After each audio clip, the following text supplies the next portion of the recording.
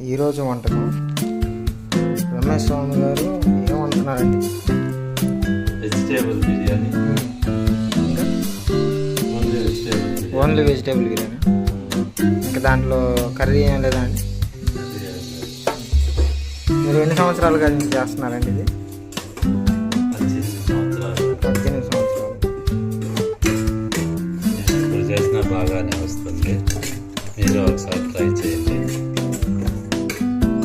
ఇప్పుడు చాలా రోజుల తర్వాత మీ వంటకాన్ని టేస్ట్ చేయబోతున్నాం. దీనికి కావాల్సిన ఇంగ్రీడియంట్స్ ఏంటి?